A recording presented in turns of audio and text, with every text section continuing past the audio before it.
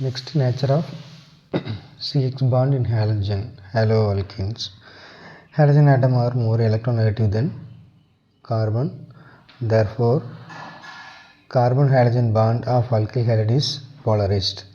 The carbon atom bears a partial positive charge, whereas the halogen atom bears a partial negative charge. இப்போ hollow அல்கேன்ஸும் hollow அரேன்ஸும் நம்ம பார்த்துக்கிட்டு இருக்கிறோம் இல்லையா. அந்த hollow alkanes வந்து ஆக்சுவலாக பார்த்தோம்னா போலரைசேஷன் கேரக்டர் இருக்காது. அதாவது ப்ளஸ்ஸாகவும் மைனஸாகவும் பெரிய கேரக்டர் இருக்காது. யாருக்குன்னா சிக்கு இடையில் யாரும் ப்ளஸ்ஸாகவும் யாரும் மைனஸாகவும் இருக்க மாட்டாங்க. இது நான் போலார். ஆனால் அது வந்து எக்ஸ் கூட சேர்ந்துச்சுன்னு சொன்னால் it act as a polar.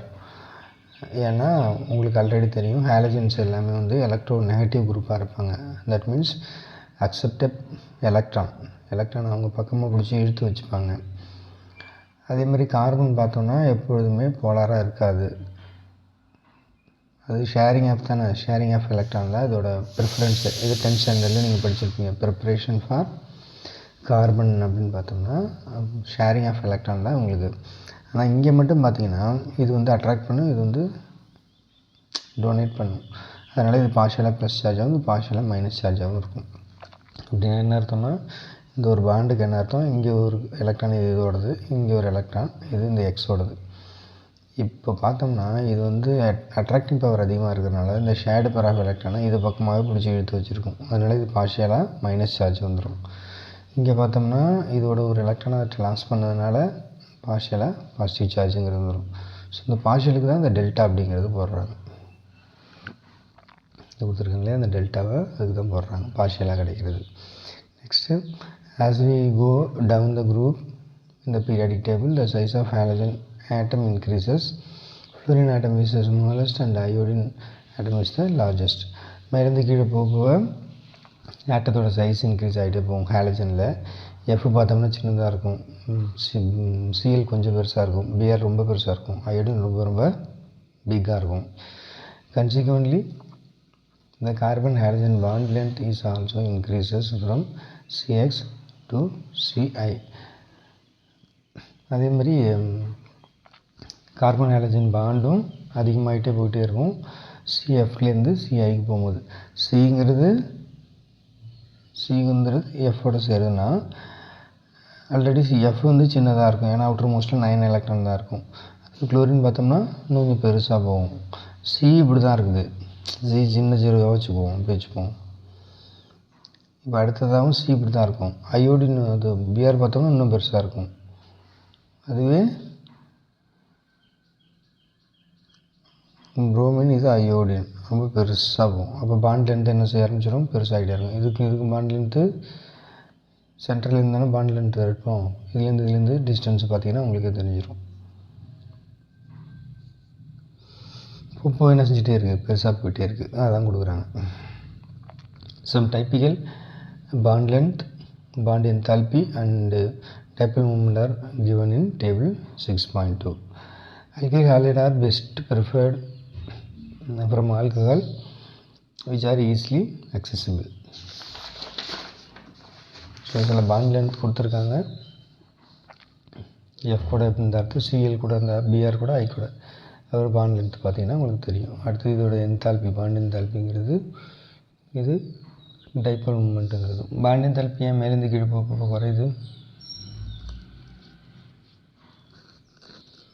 Any idea? Bond length ஏன் குறையுது? Bond enthalpy. பாண்ட் என்தால்பின்னா என்ன? Minimum energy required to remove electrons. இதுதானே பாண்ட் லென்த்துன்னு சொல்லுவோம், பாண்ட் என்தால்பின்னு சொல்கிறது. அதாவது ஒரு பாண்டை பிரேக் பண்ணுறதுக்கு நம்ம கொடுக்குற எனர்ஜி அப்படிங்கிறது தான் பாண்ட் என்தால்பின்னு சொல்லுவோம். இங்கே பார்த்தோம்னா சிக்கும் எஃப்க்கும் இடையில் பாண்ட் லென்த்து ரொம்ப கம்மியாக இருக்கும். பாண்ட் லென்த் ரொம்ப கம்மியாக இருந்துச்சுன்னு சொன்னால் ரெண்டும் ரொம்ப அட்ராக்ஷனாக இருக்குன்னு அர்த்தம், நல்லா அட்ராக்ட் பண்ணிகிட்டு இருக்குன்னு அர்த்தம். பாண்ட் லென்த்து கம்மியாக இருந்துச்சுன்னா, ஏன்னா இதோட நியூக்ளியஸ் இதோட எலக்ட்ரான், இதோட நியூக்ளியஸ் இதோட எலக்ட்ரான் என்ன செய்ய ஒன்றோட ஒன்று அட்ராக்ட் பண்ணிகிட்டு இருக்கோம். அதனால் இது பிரிக்கிறது கஷ்டம். அதனால் நம்ம என்ன செய்ய வேண்டியிருக்கோம், அதிகமாக எனர்ஜி கொடுக்க வேண்டியிருக்கும். அதனால இது ஹையாக இருக்குது. ஆனால் இதுக்கு பார்த்தோம்னா பாண்ட் லென்த்து ரொம்ப கம்மியாக இருக்கும். இதை கம்பேர் பண்ணுறப்போ இது கம்மி தானே. கம்மியாக இருக்கும், பாண்ட் லென்த்து கம்மியாக, சரி பாண்ட் லென்த்து அதிகம். பாண்ட் லென்த் அதிகம்னா ரொம்ப அட்டாக்காக இருக்கிறாங்கன்னு அர்த்தம். ஸோ ஈஸியாக நம்ம ஹீட் கொடுத்தோம்னா ஈஸியாக பிரிஞ்சிடுவாங்க. அதனால தான் அப்படி இருக்குது. இது டைபோல் மூமெண்ட் வேல்யூ. அதுக்கடுத்து மெத்தடில் எப்படி நம்ம ப்ரிப்பேர் பண்ணலாம். ப்ரிப்பரேஷன் ஆஃப் ஹேலோ அல்கேன்ஸ் தான் இப்போ பார்க்குறது. அதில் ஆல்கஹால்லேருந்து ப்ரிப்பேர் பண்ணுறது தான் ஒரு நல்ல ப்ரிஃபர்டு மெத்தடாக சொல்கிறாங்க. இந்த hydroxyl of alcohol is replaced by halogen on reaction with concentrated halogen acid. Phosphorus halides or thionyl chloride. Thionyl chloride is preferred because in this reaction alkyl halide is formed along with the gas SO2 and HCl. The two gaseous products are escapable, hence the reaction is pure alkyl halide. இப்போ பார்த்தோம்னா இது மூணுத்தை வச்சுமே நம்ம என்ன செய்யலாம், ஆல்கஹாலை பிரித்து நம்ம ஹாலஜன்ஸை கொண்டு போய் உட்கார வைக்கலாம். அதாவது ஹைட்ராக்சில் குரூப்பை எடுத்துகிட்டு ஒரு ஆல்கஹால் காம்பவுண்டில் இந்த ஹைட்ராக்சில் குரூப் எடுத்துகிட்டு அதுக்கு பதிலாக ஹாலஜன் போய் உட்கார வைக்க முடியும். அது 3 மெத்தட்ஸில் எடுத்துகிட்டு போக முடியும். ஒன்று ஹாலஜன் ஆசிடை போட்டும் எடுத்துகிட்டு போக வைக்கலாம், பாஸ்பரஸ் ஹேலைடை போட்டும் எடுத்துகிட்டு போக வைக்கலாம், தைனோல் குளோரைடை போட்டு எடுத்துகிட்டு போக வைக்கலாம். ஆனால் இந்த மூணுத்தில் தைனோல் குளோரைடை போட்டு வைக்கிறது தான் ப்ரிஃபர்டு மெத்தடாக சொல்கிறாங்க அல்கைல் ஹேலைடை நம்ம உருவாக்குறதுக்கு. என்ன காரணம் அப்படின்னு சொல்லி பார்த்தோம்னா, இதை ப்ரிப்பேர் பண்ணுறப்போ தைனோல் குளோரைடை வச்சு இந்த ஆல்கஹாலை எடுக்கிறப்போ நமக்கு SO2 HCl தான் வரும். அது ரெண்டுமே கேசியஸ் ஃபார்மில் இருக்கும். ஸோ அதனால் அது ஈஸியாக எஸ்கேப் ஆகிடும். அது ரெண்டு எஸ்கேப் பண்ணாவே நமக்கு யார் கிடச்சிருவா, பியூரான அல்கைல் ஹேலைடு நமக்கு கிடச்சிடும். ஸோ அதனால் இந்த மூணுலேருந்தும் நமக்கு ப்ரிஃபர்டு மெத்தட்னு பார்த்தோம்னா தைனோல் குளோரைடு வச்சு எடுக்கிறது தான். The reaction of primary and secondary alcohol with HCl require the presence of a catalyst zinc chloride. ப்ரைமரியோ இல்லை செகண்டரி ஆல்கஹாலில் நம்ம HCl போட்டு நம்ம இப்போ ரியாக்டன் பண்ண வைக்கிறோம்னா நமக்கு ஜிங்க் குளோரைடு அப்படிங்கிறது கண்டிப்பாக கேட்டலிஸ்ட்டாக தேவைப்படுது. கேட்டலிஸ்ட்னா யார், ரியாக்ஷனோட ஸ்பீடை இன்க்ரீஸ் பண்ணுறதுக்கோ டிக்ரீஸ் பண்ணுறதுக்கோ யூஸ் பண்ணுறவங்க தான் ஜிங்க் கேட்டலிஸ்ட்னு சொல்லுவோம். வித் டெர்ஷியரி ஆல்கஹால் இந்த reaction is conducted by simply shaking the alcohol with concentrated HCl at room temperature. ப்ரைமரியோ செகண்டரியாக இருந்துச்சுன்னா கண்டிப்பாக கேட்டலிஸ்ட் தேவைப்படும். அதுவே டெர்ஷியரி ஆல்கஹாலாக இருந்துச்சுன்னா HCl கூட ரியாக்ட் பண்ணுறதுக்கு எதுவும் தேவையில்லை. ரூம் டெம்பரேச்சரில் HCl-யும் ஆல்கஹாலையும் போட்டு நல்லா ஷேக் பண்ணாவே போதும், நமக்கு ரியாக்ஷன் நடந்துடும். Constant boiling point with HBr is used for preparing alkyl bromide. Boiling பாயிண்ட்டுங்கிறது கான்ஸ்டண்ட்டாக இருக்கணும். யார், HBr கொண்டு போய் ஆல்கஹாலில் சேர்த்து நம்ம ஆல்கைல் புரோமைட் தயார் பண்ணுறதுக்கு. ஆல்கைல் புரோமைட்னா ஆறில் Br, ஆறும் Br சேர்ந்துருக்கிறது தான். அடுத்தது good yield of Ri may be obtained by heating alcohol with sodium or potassium iodide. நமக்கு Ri வேணும்னா, RBr வேணும்னா என்ன செய்யணுமா, இது RBRல ஆரோட Br சேருது. RBr வேணும்னா கான்ஸ்டண்ட்டான பாயிலிங் பாயிண்ட்டு HBr போட்டு கொடுக்கணும். ஒரு காம்பவுண்ட் இருக்கிறதா வச்சுக்கோங்க, CH3O வச்சுருக்கிறதா வச்சுக்கோங்க, இதில் கொண்டு போய் Br சேர்க்குறதா என்னோடய இலக்கணம்.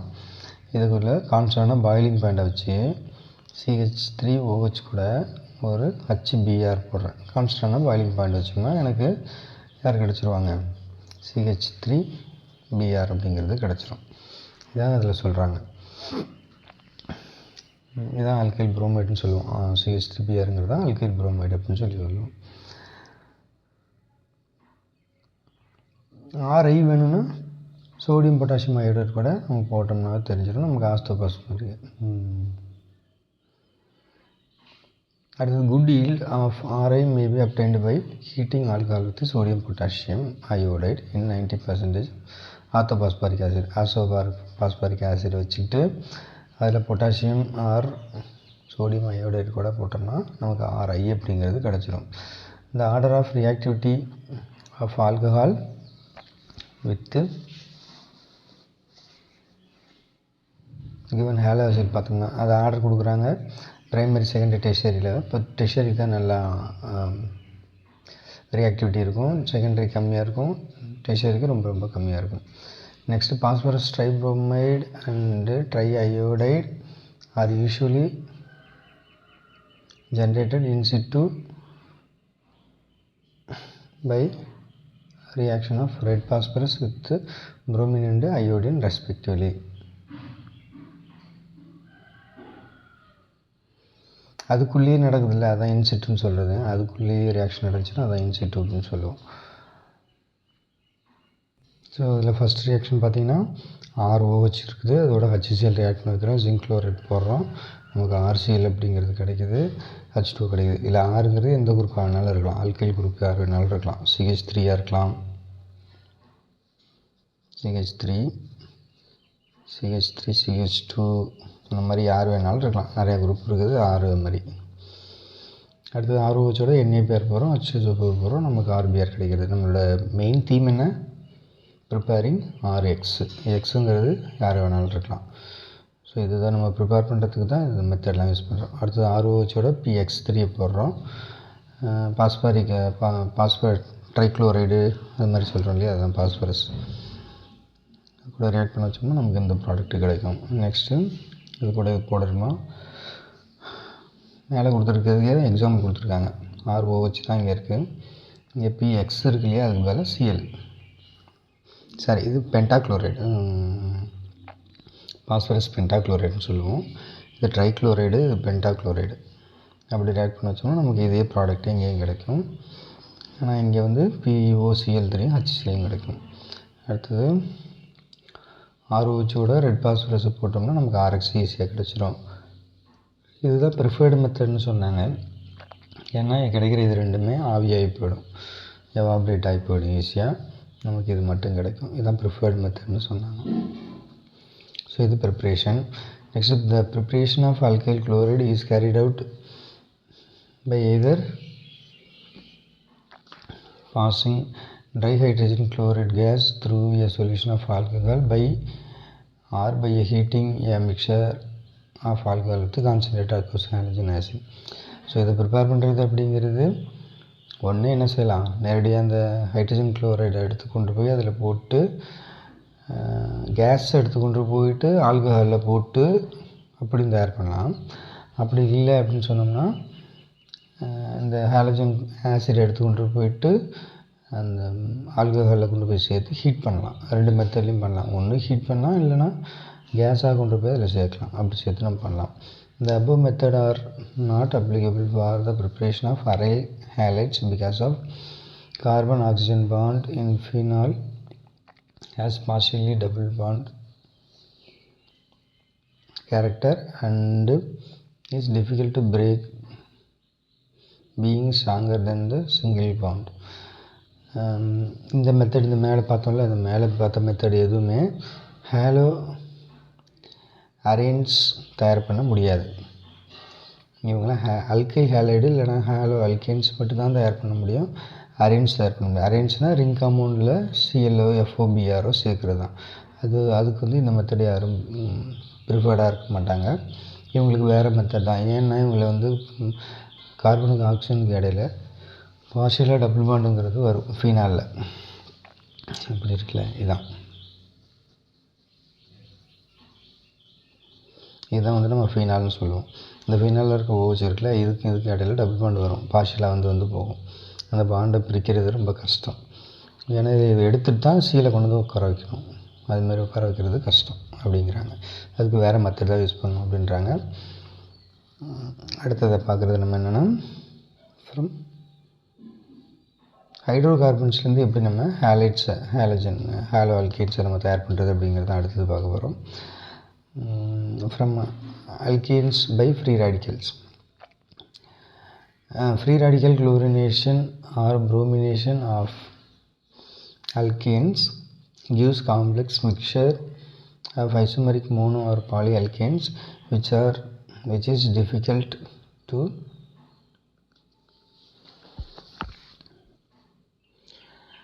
separate as pure compounds. Consequently, the yield of any single compound is low. இப்போ ஃப்ரீ ராடிக்கலாக நம்ம குளோரினை எடுத்து அதை நம்ம இதோட ட்ரீட் பண்ண வச்சோம்னா நமக்கு ரெண்டு கிடைக்கும். அந்த ரெண்டுத்துலேயும் அதை பிரித்து எடுக்கிறது கொஞ்சம் கஷ்டம். இதுவும் கிடைக்கும், இதுலேயும் Cl இருக்குது, இதுலேயும் Cl இருக்குது. ஸோ நம்மளோட எய்ம் என்ன, இந்த காம்பவுண்டு இந்த ஹேலோ அல்கேன் இது வந்து வெறும் அல்கேன், இது நம்ம வெறும் அல்கேன் தான். ஸோ இந்த அல்கேனில் நம்ம Cl2 போடும்போது Cl2 வந்து ஃப்ரீ ரேடிக்கலாக மாறும். ஃப்ரீ ரேடிக்கலாக என்னென்னு தெரியுதா, Cl இதுதான் Cl2ன்னு சொல்லுவோம். இங்கே 2 பேருமே எலக்ட்ரானை ஷேர் பண்ணியிருப்பாங்க. இந்த ஷேர் ஆகிருக்கிறது அவங்களோடதை எடுத்துகிட்டு போயிட்டாங்கன்னா அதான் ஃப்ரீ ரேடிக்கல்னு பேர். அதாவது இப்போ அவங்க நியூட்ரல் ஸ்டேட்டில் இருப்பாங்க, எந்த எலக்ட்ரான் லாஸும் இருக்காது, எந்த எலக்ட்ரான் கெயினும் இருக்காது. எடுத்துகிட்டு போயிட்டு இப்படி இருந்துருவாங்க. இப்போ இதில் எந்த லாஸுமே இல்லை. லாஸ் ஆகிருந்தாலும் கெயின் ஆகிருந்தாலும் ப்ளஸ் மைனஸ் கிடைக்கும். ஆனால் இங்கே எந்த லாஸும் இல்லை, எந்த கெயினும் இல்லை. அதனால தான் ப்ளஸ் மைனஸ்னு சொல்ல மாட்டோம். இந்த மாதிரி அதோட எலக்ட்ரானே அது எடுத்துகிட்டு போயிடுச்சுன்னா ஃப்ரீ ரேடிக்கல்னு சொல்லுவோம். ஸோ அந்த மாதிரி ஃப்ரீ ரேடிக்கல் குளோரின் அங்கே போட்டோம்னா இங்கே நமக்கு 2 கைண்ட்ஸ் ஆஃப் ப்ராடக்ட் கிடைக்கும். ஆனால் அது ரெண்டுமே சேர்ந்தே கிடைக்கும். அதை பிரித்து எடுக்கிறது கொஞ்சம் கஷ்டமான ஒரு வேலை தான் அது. இல்லை சிங்கிள் காம்பவுண்டாக கிடைக்கிறது ரொம்ப லோவாக தான் இருக்கும் அப்படிங்கிறது தான். ஸோ இதுதான் அல்கேன்லேருந்து ப்ரிப்பேர் பண்ணுறது. நெக்ஸ்ட் அல்கீன்ஸ்லேருந்து எப்படி ப்ரிப்பேர் பண்ணுறது, அப்போ டபுள் பாண்ட் காம்பவுண்ட்லேருந்து எப்படி ப்ரிப்பேர் பண்ணுறது அப்படின்னு பார்த்தோம்னா, addition of hydrogen halide and alkene is converted to corresponding alkyl halide by reaction with hydrogen chloride, hydrogen bromide and hydrogen iodide. So double பாண்டை யார் கூட ட்ரீட் பண்ண வைக்கலாம்னா ஹைட்ரஜன் குளோரைட் கூட, இல்லை ஹைட்ரஜன் புரோமைட் கூட, இல்லை ஹைட்ரஜன் அயோடைட் கூட நம்ம ப்ரிப்பேர் பண்ண வைக்கலாம். அதனால தான் இங்கே என்னென்னு கொடுக்குறாங்க, எக்ஸ்ன்னு கொடுக்குறாங்க. இங்கே எக்ஸில் Cl இருக்கலாம், Br இருக்கலாம், ஐயும் இருக்கலாம், யார் வேணாலும் இருக்கலாம் அந்த 3த்தில். அதனால தான் இப்படி கொடுக்குறாங்க. ஸோ இப்படி போடும்போது என்ன செய்யுதுன்னா, இங்கே இருக்கிற ஒரு பாண்டை பிரேக்கப் பண்ணிவிடுது. இந்த பாண்டை பிரேக்கப் பண்ணிவிடுது. இங்கே இருக்கிற ஹச் இருக்குல்ல, இந்த ஹச் வந்து ஒன்று இந்த பாண்டுக்கு போயிடுது, இன்னும் இந்த பிஆரோ இல்லை எக்ஸோ இந்த இடத்துக்கு போகுது. அப்படி போனதுனால தான் நமக்கு இந்த ஃபார்ம் நமக்கு கிடைக்குது. Propene yield 2 product, however only one predominant as per Markovnikov rule. Markovnikov rule என்னென்னு உங்களுக்கு தெரியும்னு நினைக்கிறேன். இப்போ நம்ம இந்த மாதிரி டபுள் பாண்ட் இருந்துச்சுன்னா தான் மார்கோனிகாஃப் ரூலே இருக்கும். அதேமாதிரி அசிமெட்ரிக் கார்பனாக இருக்கும், சிமெட்ரியாக இருக்கக்கூடாது. சிமெட்ரினா 4 கார்பன் இருந்துச்சுன்னா அது சிமெட்ரியில். இது ப்ரோப்பீன் மட்டும் சொல்கிறாங்க பாருங்கள், பியூட்டேன் சொல்ல மாட்டாங்க. பியூட்டேன்னா இப்போ இங்கேயும் ஒரு CH இருக்கும், இப்போ 2 பக்கமும் ஈக்குவலாக இருந்துச்சுன்னா அப்போ வந்து மார்கோனிகாஃப் ரூலு ஆக்ட் ஆகாது. இது மாதிரி அன்சிமெட்ரியாக இருக்கும் போது மட்டும்தான். ஒரு பக்கம் டபுள் பாண்ட் இருக்குது, இங்கே மட்டும் ஒரு கார்பன் இருக்குது, 2 கார்பன் இருக்குது, அது அன்சிமெட்ரி. இதில் இப்போ வந்து HX உட்கார போகுதுன்னா இதில் ஆல்ரெடி ஹைட்ரஜன் இந்த டபுள் பாண்ட் இருக்குல்ல, இந்த 2 கார்பனில் எதில் ஹைட்ரஜன் அதிகமாக இருக்கோ அங்கேயே போய் ஒரு ஹைட்ரஜன் போய் மறுபடியும் உட்காரும். ஹைட்ரஜன் எங்கே ரெண்டுத்தில் இதுலேயும் கம்பேர் பண்ணுங்கள். இதில் கம்பேர் பண்ணக்கூடாது, ஏன்னா டபுள் பாண்டு இருக்கிறதுக்கும் பக்கத்தில் இருக்க 2 கார்பன் தான். இந்த கார்பனையும் கன்சிடர் பண்ணிங்கன்னா இதில் பார்த்தீங்கன்னா ஹைட்ரஜன் அதிகமாக இருக்குது. ஸோ இங்கேருந்து ஹைட்ரஜன் பார்ட்டு இங்கே தான் வரும். இந்த இடத்துல ஹைட்ரஜன் கம்மியாக இருக்கிற இடத்துல இந்த ஐ போய் உட்காரும். இதுதான் மார்கோனிகாஃப் ரூல்னு சொல்கிறோம். ஆல்ரெடி ஹைட்ரஜன் எங்கே ரிச்சாக இருக்கோ அங்கேயே போய் ஹைட்ரஜனும், எங்கே எலக்ட்ரான் ஹைட்ரஜன் கம்மியாக இருக்கோ அங்கே போயிட்டு இங்கே இருக்கிற நெகட்டிவ் பார்ட்டும் போய் உட்காருதோ அதுதான் மார்கோனிகாஃப் ரூல்.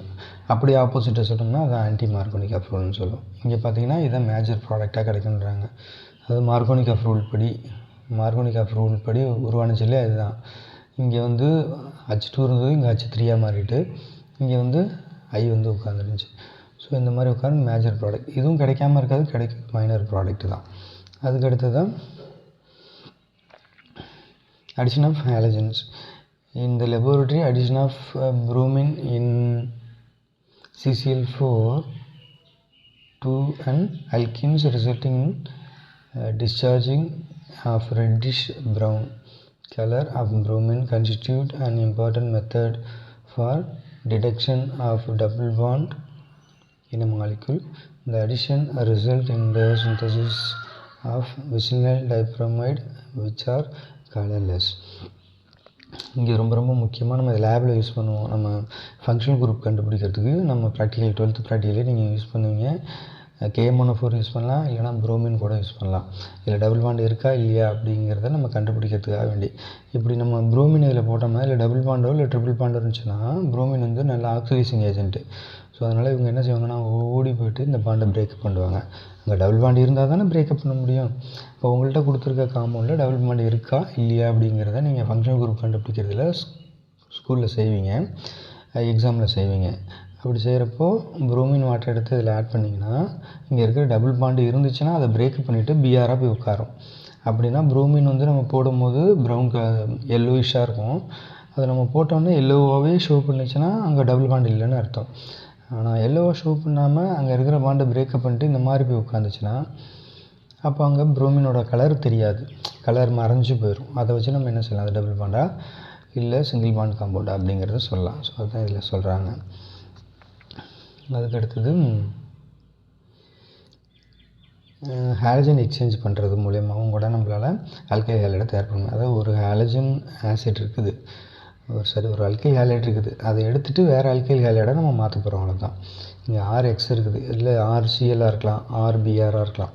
இந்த காம்பவுண்டை வச்சுக்கிட்டு நம்ம யாரை மாற்றலாம், RIயாக மாற்ற முடியும். அப்படி மாற்றுற மெத்தடுக்கு பேர் தான் ஃபிங்கல்ஸ்டன் ரியாக்ஷன் அப்படின்னு சொல்லுவோம். இங்கே பார்த்தோம்னா ஒரு ஆல்கைல் குளோரைடோ இல்லை ஆல்கைல் புரோமைடோ இருக்குதுங்க. அதை எடுத்துகிட்டு அதுக்கு பதிலாக அந்த X எடுத்துகிட்டு அதுக்கு பதிலாக I போட போகிறோம். அப்படி போடுறது தான் ஃபிங்கல்ஸ்டன் ரியாக்ஷன் சொல்லுவோம். NaCl or NaBr thus formed is precipitated in dry acetone. It facilitate the forward reaction according to the Le-Chatelier principle. ஏன்னா இங்கே கிடைக்கிறதில்ல, இவங்க வந்து திரும்ப ரிவர்ஸாக மாற்றி விட்ருவாங்க.